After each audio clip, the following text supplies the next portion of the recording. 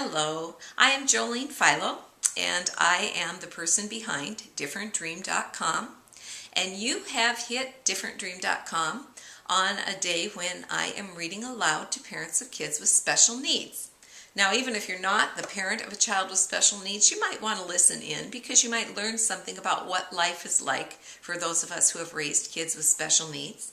Today I will be reading aloud from my book, A Different Dream for My Child, Meditations for Parents of Children Who Are Critically and Chronically Ill. The title is a little bit misleading. This book is great for parents of any child who has special needs, not just those who have serious illnesses.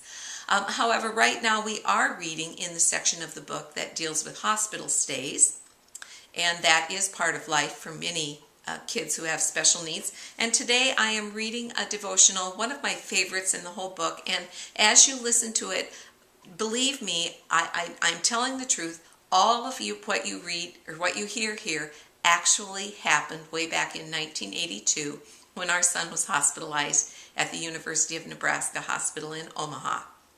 So, without further ado, I'm going to read to you The Shirt Off Her Back. Every desirable and beneficial gift comes out of heaven. The gifts are rivers of light cascading down from the Father of light. James 1:17, and that's from the Message Bible.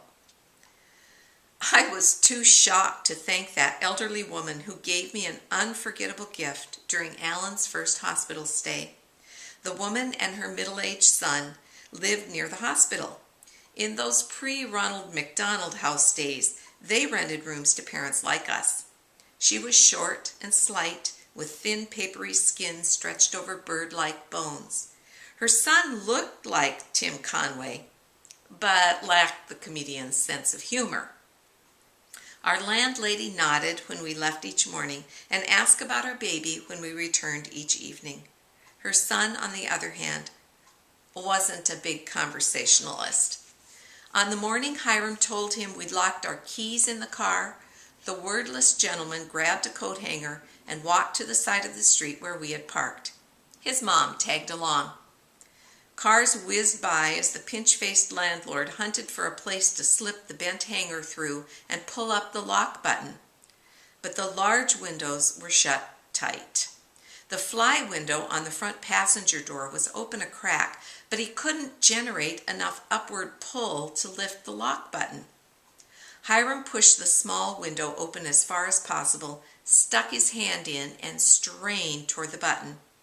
But his arm, too wide for the opening, wouldn't quite reach. Our imitation Tim Conway, smaller than my husband, gave it a try. No go. Hiram turned to me. Think you can reach it? I tried, but even my arm was too wide.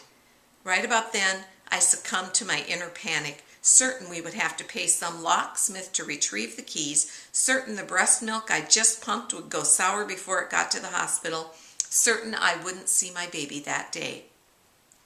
Then our elderly landlady elbowed past me. My arms are skinny, let me try. She slid her arm through the window slot until her fingers were within millimeters of the lock button. Then she withdrew her wrinkled arm. My shirt's in the way. I'll just take it off. Before we could say a word, she whipped off her shirt, handed it to her son, and stuck a bare arm through the fly window. But Ma, he protested. Ma, put your shirt on. Ma! He flapped his arms and turned in a circle. His mother crammed her torso, clad only in a dingy brassiere with elastic straps so old they fought a losing battle with gravity, against the car and reached for the button. Her fingertips brushed against it, but couldn't close around it. Ma! Her son continued to turn in circles. Put your shirt on, Ma! But I've almost got it. No, please. Hiram interrupted, his face flaming red. Your son's right. Put on your shirt. Finally, she did put her shirt on, and her son took her by the arm. One more try, and I would have gotten it, I heard her mutter as her son pushed her across the lawn. I don't remember how Hiram got the car unlocked. I was too shocked by the gift I received from an elderly mother who sensed my panic, my need to be with my son. In my shock, I forgot to thank her. But I'm sure she knew I was grateful because her son had been a baby once too. That's why she gave me the shirt off her back. Somewhere in your lonely hospital world, someone who understands your hurt is willing to give you the shirt off her back. And when the offer comes, I hope you recognize the source of such a sacrificial gift. It comes from the Father of lights. He also has a son who was a baby once too. Will you pray with me? Dear Father of light, sometimes being in this hospital with my child makes me panic. I need evidence of your compassion so I can stay calm for my child.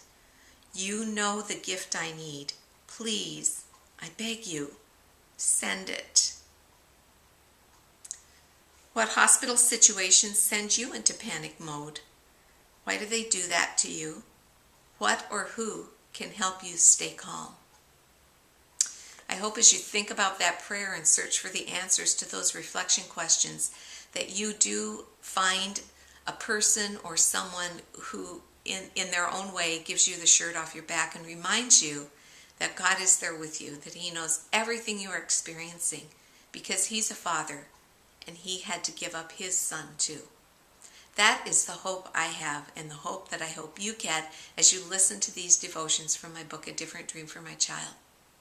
May God bless you and all your parenting efforts today and every day from now on. I'll see you again soon.